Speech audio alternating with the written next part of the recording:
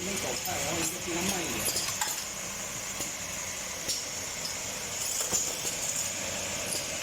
太快了，它那个刀具不耐用。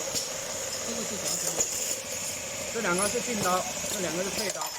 退刀的话，去啊，回来啊去，这两个是劲刀，去啊，这两个是回来，两边都一样。然后这边就建议你，反正就不要太快了。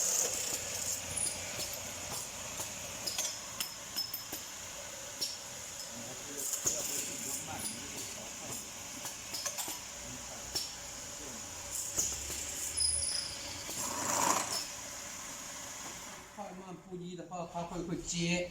不是，我后面这个还有一个感应。